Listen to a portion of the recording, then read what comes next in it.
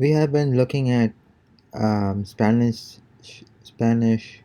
um, adjectives, and what you have seen or observed the last time is that unlike in English, in Spanish, the adjectives which are obviously used to describe a noun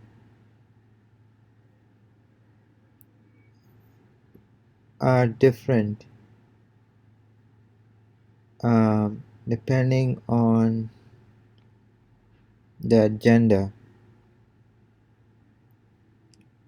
right? If it is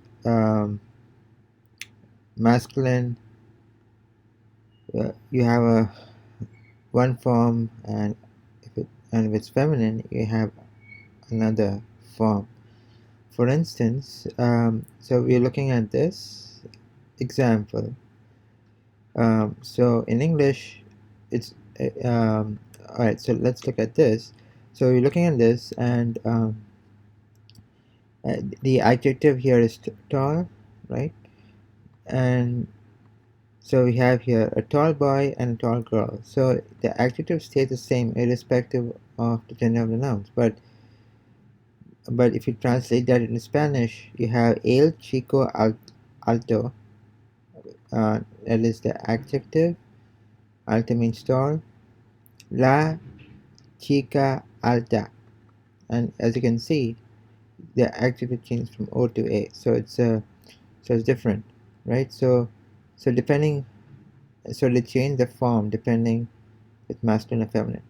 All right. So let's moving. Okay. So moving on.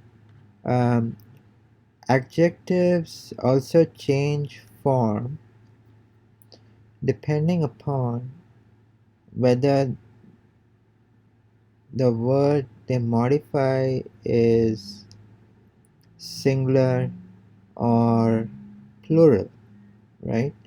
So what I just seen or what I just saw was adjectives changing form depending on the gender of the noun. So if it's masculine, it's one thing; feminine, it's some other thing. So now it also changes depending on if the word is singular or plural.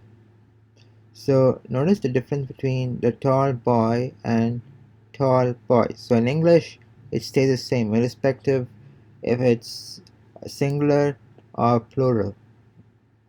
But um, if you translate that to Spanish, let's look down here. So you have el chico alto. All right, so that's just for one boy. One, uh, the tall boy, right? And now let's look at the corresponding plural form. So el would translate to, um, I mean, uh, in terms of um, the plural form. So el would transform to los, right? So los chicos, and alto becomes altos. So so this was explained in a previous module, um, in terms of singular and plural, how chico becomes chicos, and so I think it was section 4 or 5, I'm not very sure, but that explains that. But here we are seeing the adjective changes, right? I mean, the form changes. So from alto it becomes altos, and uh, and in terms of the female counterpart, we were looking at la chica alta, and the plural of la would be las chicas altas. So if you notice, the adjective changes form. So for singular it is alta, and for the plural form it is altas. Okay, so so far, just to recap, we have looked at two ways where adjectives change their form. So one is when the gender changes, right, between genders. So so it is masculine is one form. So for instance, el chico alto, and if it's a female, it is alta. So the adjective doesn't change. So it's not the same for genders. It changes.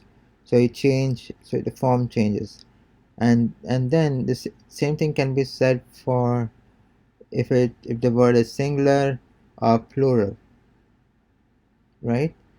So and what you've just seen, that for singular, in this case, el chico alto, and plural becomes altos, and feminine was alta, and the plural of that is altas. And here this is the second seeing where the form changes. Alright, so in the next video we'll continue our discussion on adjectives. So until then, see you next time.